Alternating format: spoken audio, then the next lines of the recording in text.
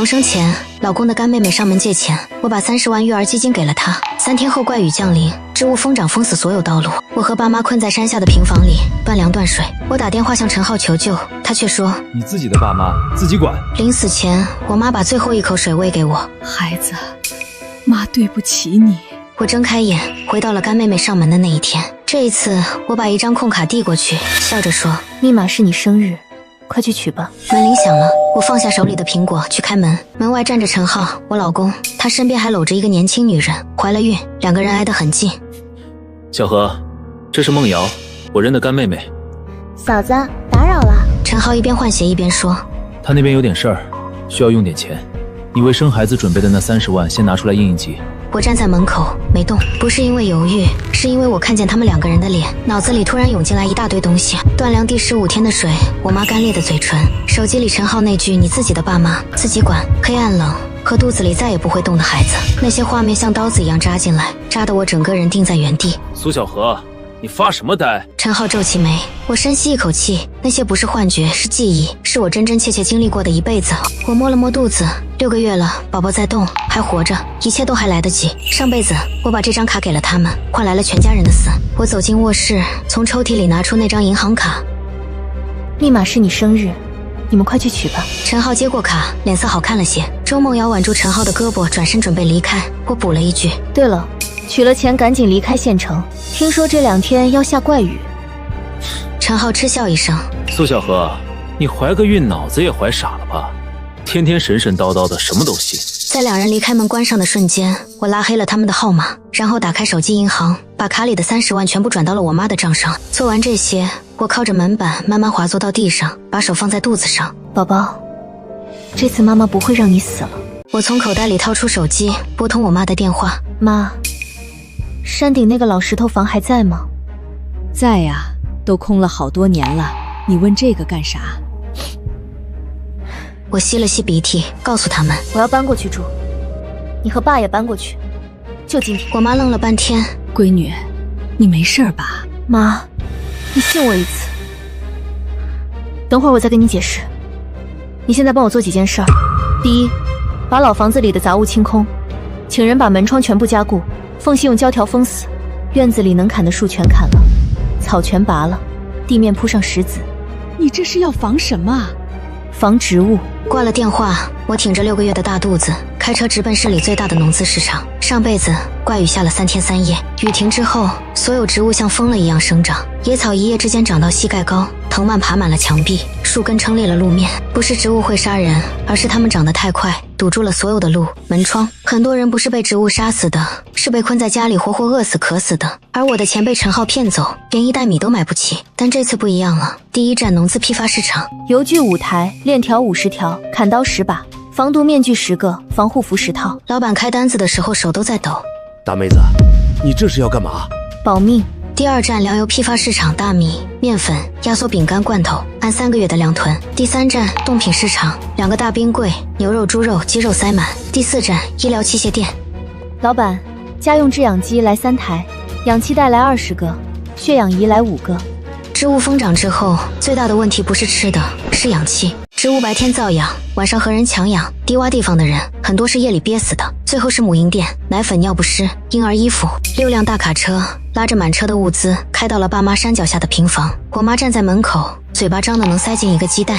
闺女，你这是把整个县城搬回来了？我爸从屋里出来，看见这阵仗也愣了。我把他们拉进屋里，关上门，深吸一口气。爸妈，接下来我说的话，你们可能觉得我疯了，但请你们一定要信我。我把上辈子的事从头到尾讲了一遍。我妈听完，眼泪掉下来了。闺女，你是说上辈子你和你肚子里的孩子没了，都没了。我爸握紧了拳头，手背上的青筋暴起。那个王八蛋陈浩呢？他那天拿了钱，和周梦瑶一起跑了。怪雨之后，我再也没见过他们，大概是困在别的地方了吧。我爸站起来就要往外走，我叫住他：“爸，别去找他，现在最重要的是搬家。雨后天就要变了，我们只有3天时间。”我爸站了一会儿，重重地坐回椅子上。行，你说怎么办？爸都听你的。我妈擦了擦眼泪，开始翻箱倒柜找存折。闺女，妈这儿还有8万块，你看看还需要买啥？我抱住我妈，把脸埋在她肩膀上，眼泪落下来，浸湿了她的肩膀。东西已经买得差不多了，我们直接就开始搬家了。山顶的老石头房是我爷爷那辈建的，墙是整块的山石砌的，厚实得很。我让我爸请了几个泥瓦匠，把所有门窗换成了加厚的钢框玻璃，缝隙用密封胶条堵得严严实实。院子里原本有几棵大树，全砍了，杂草全拔了，地面铺上了一层碎石子，没有土，植物就长不出来。院墙外面，我让人挖了一圈浅浅的沟，里面铺上沙子。我爸觉得奇怪，问我这是干啥。我告诉他，植物怕火，万一有藤蔓爬过来，倒点柴油点着，能挡住一阵。我爸看了我一眼，没再问了。他大概觉得我这个闺女在末世里活过一次，比他懂。6辆卡车的物资搬进了老房子的3个房间，粮食堆了一整间，药品和防护用品一间，冰柜和冻肉一间。我妈看着满满当当的物资，终于有了点安全感。闺女，这些够我们吃多久啊？我长叹了气，心里总算踏实一点。省着点儿，3个月没问题。3个月后，外面的植物会停止疯长，到时候政府救援应该能进来了。上辈子我是第10天就断了粮，没撑到救援，但我知道怪雨之后第30天确实有救援队来过这片区域，只要撑过最初的1个月就有活路。第2天下午，我正在院子里弯腰检查碎石地面的厚度，腰酸的不行。6个月的身孕，蹲下去再站起来，得扶着墙缓半天。宝宝在肚子里踢了一脚，像在催我快点干活。山下突然传来喊声，我直起腰，手撑着后腰往山下看。陈浩和周梦瑶正站在山脚下的平房门口，仰着头朝我喊。陈浩指着我，苏小河，你给我下来！我没动，他又喊，你聋了吗？下来！我慢慢走下山坡，走到离他们3米远的地方，停下来。这个距离，他扑过来也够不着我。陈浩的脸涨得通红。卡里的钱呢？你是不是把钱转走了？那是我的钱！听到这话，我不禁感叹陈浩的脸皮厚度。你的钱？你往这张卡里存过1分钱吗？陈浩噎住了。周梦瑶在旁边阴阳怪气，嫂子，你要是舍不得借就直说，何必装大方？拿了卡又转走钱，这不是耍人吗？我耍你们？卡是你们自己拿走的，密码是我告诉你们的。陈浩往前走了一步，我本能地往后退了半步，一只手护住肚子。你别过来！陈浩站住了，不是因为他听我的话，是因为他看见了我攥在手里的东西，一把园艺剪刀。他盯着那把剪刀。你想干什么？我盯着他，嘴角向上勾了2下。不想干什么？你不过来，这剪刀就是剪草的。你要是想硬闯，就不一定了。陈浩死死盯着我，一字一顿地说：苏小河，你等着，等我把钱的事弄清楚，再来找你算账。那你们得快点儿，这2天要下怪雨，到时候你们想来也来不了。我直接转身往山上走，走上坡路比下坡累多了，走了几步就喘。我停下来歇了一口气，身后又传来陈浩的声音：一个孕妇搬那么东西上山，也不怕把孩子折腾没了。周梦瑶接了句什么，我没听清。2个人的笑声从山下飘上来，我没回头，手放在肚子上，感受着宝宝在里面的每一下踢动。笑吧，过几天你们连笑的地方都没有了。第3天傍晚，天变了，西边的天空从灰蓝色变成了暗绿色，像有人在天上泼了一层颜料。我妈站在窗前，脸色发白。闺女，你说的雨是不是要来了？快了。我让我爸把院子里所有能搬进屋子里的东西都搬了进来，然后关上所有门窗，拉上密封条。晚上9点，第一滴雨落了下来。我透过玻璃仔细盯着看，不是普通的雨，雨滴是暗绿色的，砸在窗玻璃上，留下一道黏糊糊的痕迹。雨里有东西，像是植物的孢子。上辈子我不知道这些，这辈子我懂了。雨下了整整1夜，我几乎没合眼，我不敢睡，生怕第2天早上醒来又像上辈子一样被毒死在屋子里。第2天早上，我推开2楼的窗户往外看，后背一阵发凉。山脚下的平房还在，但通往平房的路已经看不见了，不是消失了，是被植物盖住了。野草一夜之间长到了半人高，藤蔓从地底下钻出来，爬满了路面。远处那些原本光秃秃的树，现在挂满了浓密的叶子，整个世界一夜之间变成了绿色。我妈凑过来看了一眼，倒吸一口凉气。这怎么出去？出不去。这就是为什么我要提前搬上来。我爸在院子里检查了一遍，又去了趟储藏室，出来的时候手里拿着账本。他昨天连夜把屋子清点了一遍，然后把账本递给我。够吃4个月，省着点能吃5个月。我站在窗前，看着外面越来越浓的绿色，把手放在肚子上，宝宝在轻轻踢我。我妈走过来，把手附在我手背上，我搂着她的肩膀，两个人并排站在窗前，看着绿色的末日慢慢降临，粮有了，水有了，氧气有了，爹妈在身边，孩子在肚子里，够了。至于陈浩和周梦瑶，自求多福吧。雨停之后的第7天，植物已经完全封死了山下的一切。我站在2楼窗前，看着那片浓得化不开的绿色，手撑着后腰，宝宝在肚子里翻了个身，踢得我肚皮一鼓。我妈端着鸡汤上来，让我喝汤补充营养。我接过碗，汤面上飘着一层薄薄的油花，香气往鼻子里钻。上辈子断粮之后连树皮都啃不到，这辈子还能喝上鸡汤，可真幸福。山下突然传来一声尖叫，周梦瑶的声音：你干什么？你疯了吗？然后是陈浩的吼声：把水给我！你藏了什么？你是不是藏了吃的？周梦瑶放声尖叫：我没有，我什么都没有。显然陈浩并没相信。你放屁！你背包里是什么？厮打声、哭喊声，东西摔碎的声音。周梦瑶在尖叫，陈浩在骂，两个人的声音像2条野狗在抢一根骨头。我妈端着空碗站在我旁边，也听见了。她看了我一眼，没说话，转身下楼了。我继续站在窗前，手放在肚子上，什么也看不见，全是绿色，但声音穿过层层叠叠的植物传上来，每一句都听得清清楚楚。陈浩，你放手，你弄疼我了。陈浩死死地拽住周梦瑶护在身后的背包。水呢？你把最后一口水藏哪儿了？是不是在包里？随后是周梦瑶带着哭腔的声音：我喝了，我太渴了，你要打死我吗？然后是一声闷响，像是拳头砸在肉上。周梦瑶的哭声变了调，从尖叫变成了呜咽，又从呜咽变成了断断续续的呻吟。陈浩在喘粗气，一边喘一边骂，骂的话太难听。我把窗户关上了，宝宝在肚子里踢了2下，像是在问外面怎么了。我摸了摸肚子，小声告诉宝宝没事，2只狗在咬架。随后我扶着墙慢慢走下去，腰酸得厉害，每下一级台阶都要歇一口气。餐桌上摆着粥和一小碟咸菜，我爸已经喝完了，正在擦嘴，擦完嘴突然开口：山下的声音你别管。我望向爸爸，露出笑容：放心吧爸，我没管。我爸这下放心了，站起来扶着我坐到餐桌边。那就对了，管不了也不该管。我喝了一口粥，粥熬得很浓稠，米粒已经开花了，喝下去从喉咙一直暖到胃里。被困第12天，陈浩开始爬山了，不是从那条熟悉的山路，上山的路早就被疯长的藤蔓和杂草彻底吞了，枝叶缠绕交织，连一点曾经的痕迹都找不到。他是从后山那处近乎垂直的陡坡往上爬，指尖死死攥着岩壁上垂下来的粗藤蔓，藤蔓被扯得咯吱作响。他脚尖抠着石缝，身体贴着冰冷湿滑的岩壁，一点一点艰难地蹭着往上挪，每动一下都像是要耗尽全身力气。我突然感觉肚子里的宝宝踢得厉害，力道又急又重。我透过后窗向外看，只见陈浩浑身裹着厚厚的泥土，狼狈不堪，脸上被锋利的植物枝叶划了无数道血口子。陈浩，你疯了吗？这坡根本爬不上来。他抬眼看我，暗红的血混着黑泥糊在脸上，狰狞的像从地狱爬出来的厉鬼。右手死死攥着一根粗藤蔓，指节因为用力而泛白，左手艰难地扒着狭窄的石头缝，整个人像一片枯叶似的挂在半山腰的陡坡上，稍有不慎就会坠落。你是不是以为我真爬不上来？苏小河，你给我等着！我向他身后看了看，没有其他人影。周梦瑶呢？她去哪儿了？当然是被我扔到山下了。陈浩抬眼瞥见了后窗里我的脸，原本布满疲惫和痛苦的眼睛瞬间亮得像着了火，那里面藏着狂喜，还有一丝孤注一掷的坚定。苏小河，拉我上去！我没动。你聋了吗？我上来了，你拉我一把！听到这话，我不由得发出冷笑。陈浩这人还真是自大，我怎么可能会帮他？自己爬。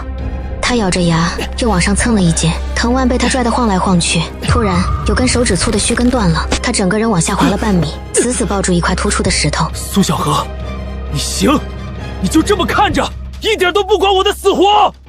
真是好笑，你也没管过我的死活。听到这话，陈浩愣了一下，然后继续往上爬，又爬了不到2米，他的脚踩到了一丛暗绿色的植物，那丛植物看起来像蕨类，叶子肥厚，边缘有细小的绒毛。陈浩的脚刚踩上去，那些绒毛突然炸开了，喷出一蓬黄色的粉末，他惨叫一声，猛地缩脚，整个人失去平衡，从陡坡上滚了下去，藤蔓缠住了他的腰，又把他拽住了。他挂在半空中来回晃荡，脸上手上凡是沾到黄色粉末的地方，皮肤立刻红肿起泡，像被烫伤一样。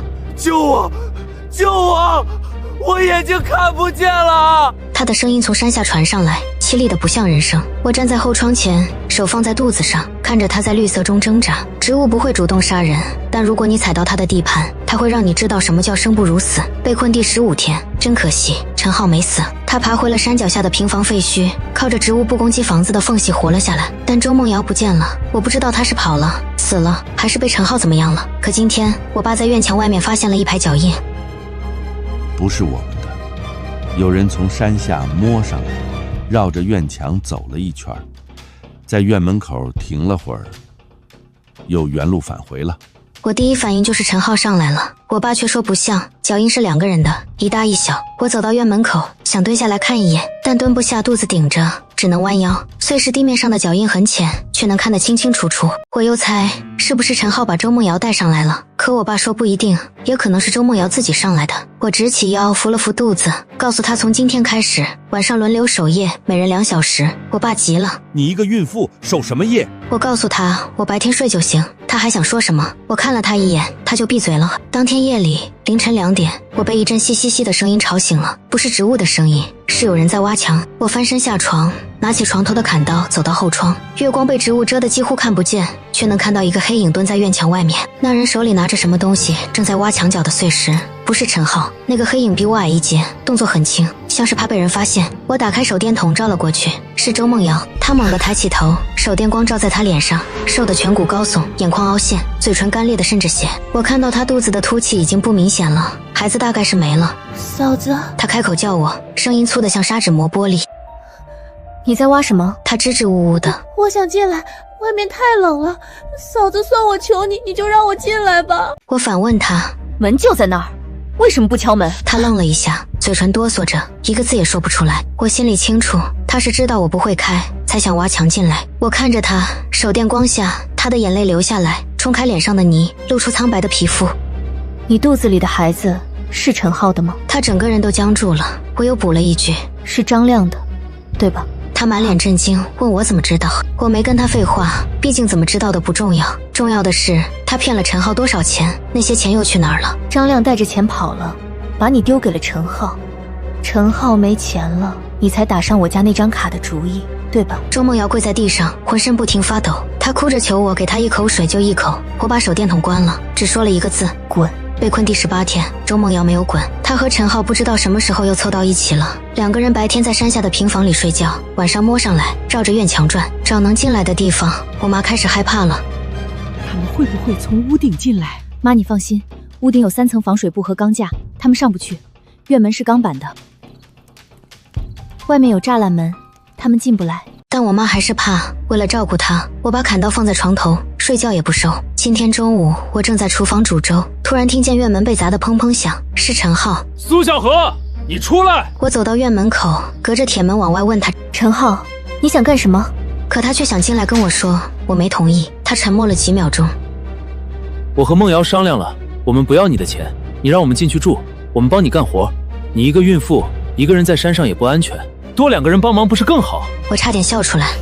帮我干活？你们连自己的事都搞不定，还帮我干活？苏小河，你别不识好歹，我是你老公，你有义务养我。他还以为我不知道他和周梦瑶的那档子事情呢。老公，你带着别的女人来骗我的钱，你算哪门子老公？院门外面安静了，然后周梦瑶的声音响起来，带着哭腔。对不起，小何姐，是我错了。现在孩子没了，你就当收留一个叫花子行不行？随便给我口饭吃。他们本以为我会心软，可上辈子的场景还历历在目，是他们联手骗走了我的钱，让我和父母最后惨死在家里。这辈子他们还是这么不要脸。我特地抬高声音，不行，叫花子就该待在门外，不对吗？听到这话，陈浩又开始砸门，估计是气狠了，但我只是转身回屋，把粥盛出来，喝了一口粥，我就去休息了，反正他们也进不来。被困第22天，陈浩和周梦瑶今天没有闹，不是因为放弃了，是因为他们在准备一件大事。我站在2楼窗前，透过植物枝叶的缝隙，看见山脚下的平房方向冒出了烟，不是烧植物的烟，是有人在生火。我爸走过来看了一眼，脸色变了。他们在烤东西，不知道是什么，可能是老鼠，可能是，总之什么都可能。没过多久，山下飘上来一股味道，是烤肉的香味。我妈干呕了一下，一想到他们吃的不知道是什么肉就犯恶心。陈浩的声音从山下传上来：啊，苏小荷，我们有肉吃，你们在啃盐菜吧？真好笑，我早就囤好了足量的肉，让我们撑4-5个月都没问题。我关上窗户，让我爸清点一下院墙，所有缝隙再加固一遍，毕竟他们吃饱了就有力气爬墙了。果然，当天夜里，陈浩和周梦瑶就开始行动了。我没有看到他们是怎么爬上来的，但第二天早上，院墙外面的碎石路上多了一架梯子，是用藤蔓和树枝绑的，歪歪扭扭，但能承重。他们用这架梯子绕过了最陡的坡，从侧面爬到了院墙外。这时院子里的小黑突然狂吠起来，我从床上弹起来，抓起砍刀冲到院子里。陈浩的半个身子已经翻过了院墙，正趴在墙头上往下看，手电光照在他脸上，他的表情又凶又恶，像一只从地里爬出来的野狗。苏小荷，你今天不让我进去，我就把这院子里的狗宰了吃了。你以为你关着门就安全了？我不怕他。他趴在3米高的墙头上，脚踩着一根晃晃悠悠的藤蔓梯子，手里举着菜刀，样子又可笑又可悲。下一秒，梯子最上面的一根藤蔓断了，陈浩整个人从墙头上仰面栽了下去，菜刀脱手飞出去，落在碎石路上，发出一声脆响，然后是一声闷响，是身体砸在地上的声音，然后是惨叫声，一声接一声。我的腿断了。我站在原地，手电光照着空荡荡的墙头。小黑不叫了，趴在我脚边，尾巴摇了摇。我蹲不下去，只能弯着腰摸了摸他的头。被困第25天，大喜事，陈浩的腿真的断了，他爬不回山下了，就躺在院墙外面的碎石路上躺了整整一夜。第二天天亮时，我从窗户看出去，他蜷缩在墙角，脸朝下，一动不动。我以为他死了，但到了中午，他动了一下，还活着。周梦瑶从山下爬上来，手里提着一个塑料袋，里面不知装了什么。她走到陈浩旁边蹲下来，打开塑料袋。陈浩抓住袋子里面的东西就往嘴里塞，是野草根沾着泥，上面的根须还没摘干净。周梦瑶没有吃，她把袋子收起来了。陈浩，我再问你一遍，你的钱藏在哪儿？陈浩嘴里嚼着草根，含混开口：我哪有钱？钱都被苏小荷那个贱人骗走了。但周梦瑶没信。你少装，你还有一张卡，你上个月跟你妈打电话的时候我听见了。陈浩愣了一下，然后笑了，满嘴绿色的汁液像吐了胆汁。那是我妈的卡，不是我自己的，密码我都不知道。周梦瑶站起来，抬起脚踩在陈浩断了的那条腿上。你说不说？陈浩惨叫，声音尖得像杀猪。我真不知道。周梦瑶又踩了一脚，陈浩的惨叫声在山谷里回荡，震得植物叶子都在抖。我站在窗前看着这一切，手里的粥凉了都没察觉。宝宝在肚子里踢了一脚，很重，像是在说别看了。我没动，我想看看这出戏还能怎么演。周梦瑶没从陈浩嘴里问出那张卡的下落，也许根本没有那张卡，也许有，但陈浩死也不肯说。两人的关系彻底崩了。周梦瑶不再管陈浩的死活，她白天待在山下的平房里，晚上就一个人摸上来，想从院墙另一边翻进来，不再走陈浩之前爬的那面墙，改爬后山了。后山的岩壁比前墙更高，可植物更密，藤蔓多，能当抓手。他爬了3天，每天夜里都来，每次都被小黑的叫声吓退。我爸渐渐不耐烦了，要不下去把他赶走，总不能让他天天晚上来闹。我想了想，跟他说，让他爬，反正他也爬不上来。后山岩壁下面有一片食人藤，不是真的食人。他不知道这件事。你是怎么知道的？上辈子有个救援队的人踩到过。当天夜里，我和我爸站在后窗前等着，月光很淡，却能看见一个黑色影子从山壁下往上移动。周梦瑶爬得很慢，每一步都要试探很久。爬到半山腰时，她的脚踩到了一丛植物，我屏住了呼吸，但很快，周梦瑶抖抖腿又开始爬了，什么都没发生。看来那丛不是蕨类，只是普通野草。周梦瑶继续往上爬，离院墙不到2米了。她手里攥着砍刀，手心全是汗。接着，她踩到了第2丛植物，那丛植物的叶子在月光下泛着黑色光泽，边缘有层细细的绒毛。她的脚刚踩上去，绒毛就炸开了，黄色粉末在月光下像一团雾。周梦瑶发出一声惨叫。什么东西？好疼！他松开手，整个人从2米高的地方摔了下去，不是直线摔下，是滚下去的，滚过山壁，滚过碎石，被一丛灌木拦住了。灌木的刺扎进他后背，疼得浑身抽搐，好在总算停住了，他没死。可那条踩到蕨类的腿，从脚踝到膝盖，皮肤已经开始溃烂，他伸手去触碰，却被疼痛打了回来。好疼！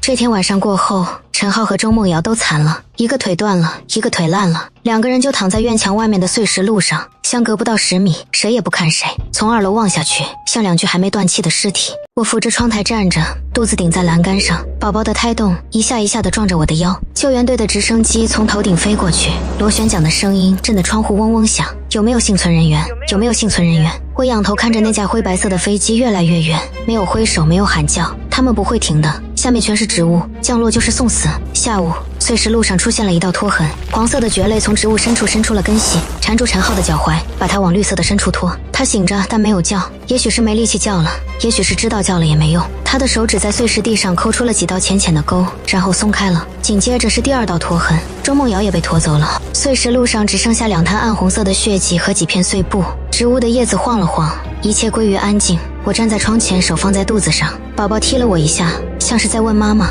你看到了吗？”我摸摸肚子，我看到了。上辈子我死的时候，连个拖我的人都没有。之后，陈浩和周梦瑶再也没有出现过。碎石路上的血迹被新长出来的野草盖住了，像什么都没发生过。我每天还是按点吃饭，按点睡觉，按点给肚子抹油。宝宝的胎动越来越有力，有时候一脚踢上来，我整个人都得弓着腰缓半天。院墙外面的植物开始变黄了，不是那种健康的黄，是从叶间开始干枯卷曲，像被火烧过的黄。是雨后的孢子植物生命周期到了，它们在死。大批的枯草堆积在地上，风一吹就碎成粉末，混着泥土变成灰色的粉尘。空气质量差了很多，我让我爸把门窗的密封条又加了一层，屋里开着制氧机，呼吸还算顺畅。这种灰尘吸多了会得肺病，末世里没有医院，得了病就是等死。我不想死，我还没给孩子起好名字。我爸在院子里加固了防火沟，枯草见火就着，院墙外面的枯草堆了1人多高，万一有人放火，整座山都能烧光。又在防火沟里多铺了一层湿沙，又浇了半桶水，沙子吸饱了水分，至少能扛一阵子。第40天，有人来了，不是救援队，那是一群从县城逃出来的人。我站在2楼窗户后面往下看，一共7个，4男3女，个个灰头土脸，有的拄着棍子，有的互相搀扶。他们沿着半塌的山路往上走，手里没有兵器，但也不像是好人。好人的眼神不会那么亮，那种亮光我在上辈子见过，是饿疯了的人才有的光。他们走到院墙外面，停下来了。领头的男人抬头看了一眼电网，又看了一眼紧闭的铁门，没有敲门，绕着院墙走了一圈，在防火沟边上蹲下来，伸手摸了摸沙子。我打开了院墙上方的探照灯，白光打在领头男人的脸上，他被晃得眯起眼睛，用手挡住脸。我抓着扩音器对着外面说：“这里是私人地方，不接待任何人。往前走2个钟头，有个村子，去找救援队。”没有人动。一个女人突然跪下来，对着窗户的方向磕头：“求你给我们点粮食吧，我们撑不住了。”我没有开门，不是不心软，是不敢心软。开门进来7个成年人，3个月的粮半个月就能吃完。我有爸妈要养，有孩子要生，我不能拿他们的命去赌别人的良心。跪着的女人没有起来，但她旁边的一个男人把她拽起来了。7个人又沿着原路往下走，走了几十米，领头的男人回头看了一眼，眼神里有恨意。我把灯关掉了。被困第45天，枯死的植物越来越多，山下的路几乎清出来了，不是被人清的，是植物自己死掉之后，风把它们吹开了。地面上有一层灰黑色的腐殖质，踩上去像踩在烂泥里。我爸用望远镜往山下看了很久，山下没有活物，别说人，连只老鼠都看不见。看着这些，我又开始担心另一件事，枯死的植物会不会滋生病菌？上辈子我没活到这个阶段，不知道后面会发生什么，但我的直觉告诉我，得尽快把院墙外面那些枯草清理掉。现在哪些植物虽然死了，但难保哪天再来一场怪雨，让它们死而复生。但是我没让我爸点火烧，怕烟太大引来不该来的人，等哪天风向对了再处理。被困第50天，救援队来了，不是走路来的，是开车来的。一辆装甲车，车身被藤蔓刮的全是痕迹，挡风玻璃上糊着一层灰。车停在山脚下，下来2个人，一男一女，穿着救援服，胸口别着对讲机。他们沿着我爸清出来的那条小路往上走，走到院墙外面，举手示意没有带兵器。里面的人麻烦说句话，我们没有危险，我们是来救你们的。我爸没打开门，只隔着门讲话。我站在2楼看着，领头的男人40来岁，脸上有疤。我姓赵，是被派来的搜救队队长。南边400公里建了临时安置点，有帐篷，有粮食，有医疗，可以把幸存者转移过去。安置点现在有多少人？都吃什么？安置点目前收容了3000多人，每天每人2顿饭，每顿1碗粥。我不去。1碗粥，4000公里外3000多人挤在一起。我的房子有3间屋，有粮有水有氧气，我为什么要去？赵队长看了我一眼，没有劝。他大概见多了不愿意走的人，他让人从车上搬下来2箱压缩饼干和1箱矿泉水，放在院门口。走之前他回头说了一句：“你们这里条件最好，但也要小心，人饿极了，什么都干得出来。我把饼干搬进仓库，加了一把锁。被困第55天，预产期还有不到1个月，肚子大的像塞了一个西瓜。走路的时候2个膝盖互相蹭，脚肿的只能穿我爸的拖鞋。我妈每天给我揉脚，一边揉一边唠叨。我当年生你的时候也是这样，脚都肿成猪蹄。我懒得回嘴，躺在我爸用门板和棉被搭的临时产床上，看着天花板上的裂缝。宝宝在肚子里踢，从上辈子死掉到现在已经2个多月了。有时候我半夜醒来，会下意识地摸肚子，确认宝宝还在动。他动一下，我接着睡。他不动的日子，上辈子经历过一次，这辈子不想再经历了。被困第60天，植物彻底死光了，不是全都死了，是那些疯长的、入侵的、雨后的植物死了。原本就长在这片山上的老树还活着，但叶子掉了大半，树枝稀疏，像一个病入膏肓的老人。从山顶往下看，山脚下的土地变成了一片灰黑色的荒漠，偶尔有几丛绿色的野草从腐殖质里钻出来，但都蔫头耷脑的，像是随时会死回去。没有花，没有鸟，没有虫子，只有风和灰。我把苏念，也就是孩子的名字，念给宝宝听，他在肚子里转了个圈，给我看笑了。不太满意啊？无所谓，我满意就行。救援队的赵队长走后第5天，又有人来了。这次是3个人，2男1女，都背着很大的登山包。他们没有往上走，停在半山腰的一块平地上，朝我们的房子张望了很久。站在最前面的男人拿出一个望远镜，对着我们家1楼看。我从2楼窗户看着他的望远镜镜头，心想你看什么看，再看你也进不来。他们果然没有上来，绕了一圈从山的另一侧下去了。我爸有点担心，我要不要去看看他们打算干什么？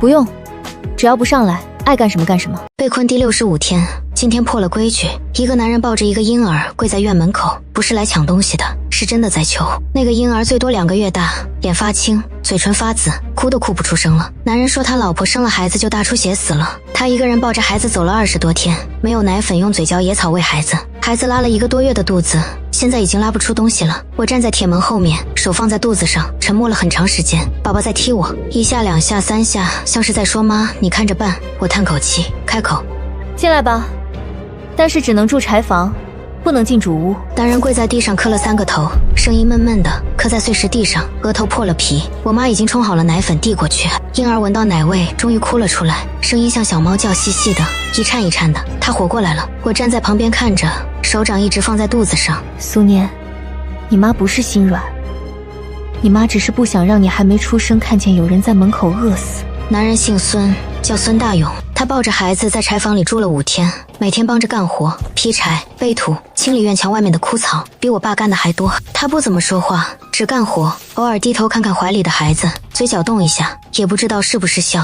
孩子是个男孩，瘦得像一只剥了皮的兔子，但喝了几天奶粉之后，脸上有了血色，眼睛也有神了。孙大勇给孩子起名就叫石头，贱名好养活。我没有让他进主屋，不是信不过，是不能开这个口子。今天让孙大勇进来，明天就能让张3李4进来。规矩就是规矩，破了第1次就破第2次。我爸理解，我妈有点不忍心，但也没说什么。第87次胎动的时候，我突然意识到一件事，苏念的名字不合适了。念什么呢？念上辈子的惨死，念这辈子的苟活。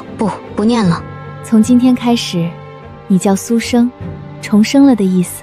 被困第75天，阵痛开始了。凌晨2点，我从床上坐起来，一股湿热从2腿间流下来，不是尿，是羊水破了。我没有叫，自己摸黑穿上裤子，扶着墙走到产房，就是那个用门板和棉被搭的角落，然后躺下来，深呼吸，数着胎动。阵痛从每隔10分钟一次变成每隔8分钟一次，然后5分钟后一次。我咬着枕头，额头上的汗滴在棉被上，印出一片深色的印子。我妈听到动静跑过来，看见我的样子，脸刷白了。闺女，你咋不喊我？我妈手忙脚乱地把消毒过的剪刀、纱布、脐带夹摆了一排。她生过孩子，比我懂得多，疼，比上辈子死的时候还疼。宝宝在肚子里翻江倒海，每一次子宫收缩，都像有人用铁钳夹着我的腰往下扯。我咬着枕头，枕头心里的荞麦壳硌得牙疼。用力，闺女，用力！我妈的声音从很远的地方传来。我深吸一口气，憋住，往下推。宝宝的头出来了，再推一次，肩膀出来了，然后是整个人。一声啼哭，不是那种细细的小猫一样的哭声，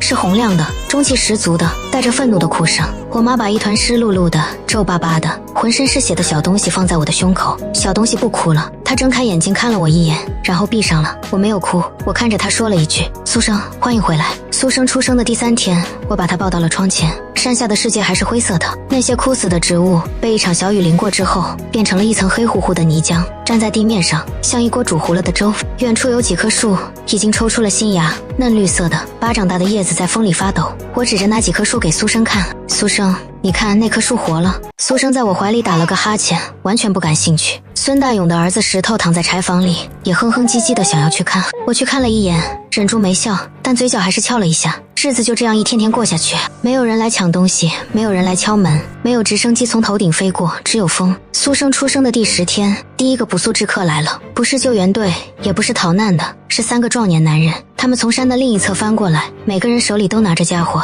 一个拿铁锹，一个拿砍刀，一个拿钢管。他们站在院墙外面，没有敲门，直接用铁锹撬防火沟的边沿。我站在2楼窗前，手里攥着高压电网的遥控器，扩音器的声音在山谷里回荡。你们想干什么？拿铁锹的男人抬起头，脸上有一道旧伤疤，从左眼角一直滑到下巴。开门，粮食分一半，不伤你们。我没同意。然后那个男人把铁锹插进碎石层下面，使劲往上撬，碎石哗啦啦往下掉，防火沟的边沿塌了一块。我按下遥控器，院墙上的高压电网发出嗡嗡声，蓝色的电弧在铁丝网上跳跃。3个男人同时往后退了2步，再撬一步。我把电压调到最高，你们离电网不到1米，电弧能打到你们身上。拿砍刀的男人骂了一句脏话，但没有再往前走。他们没有走，也没有再撬，就在院墙外面站着，像3只饿狼一样盯着我们。我抱着苏生，手在发抖，不是因为怕，是在想要不要烧柴油。防火沟里还灌了半沟柴油，点着了能烧一道火墙，但火墙只能挡一时，柴油烧完了，他们还在。我深吸一口气，按下对讲机的通话键。赵队长，有人抢粮。对讲机里传来沙沙的电流声，然后是问我位置，又告诉我40分钟到。40分钟，我抱着苏生站在窗前，和院墙外面的3个男人对峙着。30分钟后，装甲车的轰鸣声从山脚下传来，那3个人转身就跑。赵队长来了之后，在院墙外面站了一会儿，看了看被撬开的防火沟和碎石路面，他带人在附近搜了一圈，没找到那3个人。这片山地太大了，随便找个沟一毛就找不到。赵队长让我爸把院墙外面的铁丝网再加2层，又把防火沟里的柴油加满了。他走之前看了我怀里的苏生一眼，男孩还是女孩，叫什么名字？是个女孩，叫苏生。赵队长愣了一下，然后笑了一下，那个笑容在他那张布满伤疤的脸上显得不太协调，但很真。装甲车开走了，发动机的轰鸣声越来越远，山谷又安静了。我抱着苏生站在院子里，看着院墙外面那片灰色的寂静的土地。苏生在我怀里睁开眼睛，看了我一眼，又闭上了。宝宝，这辈子妈妈不会再让任何人欺负我们了。苏生出生第20天，天上下了一场雨，不是怪雨，是普通的透明的，从灰蓝色的云里落下来的雨。雨滴砸在院墙上，发出清脆的啪嗒声，像有人在敲门。我抱着苏生站在屋檐下，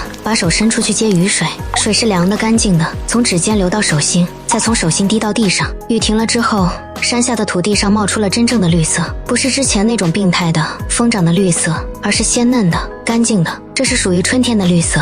野草从腐殖质里钻出来，叶子是翠绿的，上面挂着水珠，在风里轻轻摇晃。我看着那些绿色突然哭了，不是难过，是高兴。那些新生的植物不会杀人，不会堵路，不会让人窒息，它们就是普通的草，普通的树，普通的活着的植物。末世好像真的要结束了。苏生出生第30天，赵队长又来了，这次他不是来送物资的，是来通知的。政府决定在本地建立永久安置点，就在山脚下那片平地上。你们这房子会被划入安全区。我问他安全区是什么意思，赵队长说就是围墙围起来，有驻军，有医疗，有物资配给。我们这里条件最好，可以自己住，也可以参与安置点的管理。我看着怀里的苏生，想了想，问他参与管理是什么意思。赵队长说我比任何人都清楚怎么在这里活下去，他们需要我这样的人。我没有答应，也没有拒绝，只是把他的联系方式收进口袋。晚上我躺在床上，苏生睡在我旁边，呼吸轻轻的，偶尔在梦里咂巴嘴。我对他说，苏生，你妈上辈子是个废物，连自己都保不住，这辈子你妈学会了种菜、烧柴油、拉电网，跟坏人吵架。你觉得你妈够不够当个村长？他打了个哈欠，我当这是同意了。苏生出生第40天，安置点破土动工，赵队长带人来青山脚下的地块搭帐篷、挖排水沟、垒灶台。第一批搬进来的是之前救下来的20多个幸存者，有老人有小孩，也有几个青壮年。孙大勇主动报名去安置点帮忙，带着石头搬进了新搭的板房。临走的时候，他在院门口站了很久，想说什么又没说，最后鞠了个躬。我站在院子里点了点头。要不要再种点菜？先不种了，储备粮还够吃3个月。一切都在好起来，不是好起来，是活过来了。苏生出生第60天，安置点的围墙垒好了，驻军进驻了。每天中午11点准时放饭，每人1碗粥，1个馒头，1勺咸菜，不多，但饿不死。我没有去领过粮，我自己的粮还够吃。今天我抱着苏生第一次走下山路，碎石路修过了，不像以前那样坑坑洼洼。我每一步都走得很慢，不是怕摔，是苏生在我怀里睡着了，我不想把他颠醒。山脚下安置点的炊烟升起来，灰白色的，被风吹散，和昨天、前天、大前天的炊烟混在一起，分不清哪一缕是哪一天的。我妈跟在我身后。闺女，你上辈子没走到这一步，但这辈子你走过了，接下来打算怎么办？我看了看怀里的苏生，又看了看安置点里的人，有人在劈柴，有人在煮粥，有小孩在跑来跑去，狗在叫。接下来让苏生活着，活多久算多久。我妈笑了，一边笑一边擦眼睛。你这孩子说的什么话？我把苏生往上拖了拖，让他靠在我肩膀上。太阳从云层后面钻出来，照在我们3个人身上，是暖的。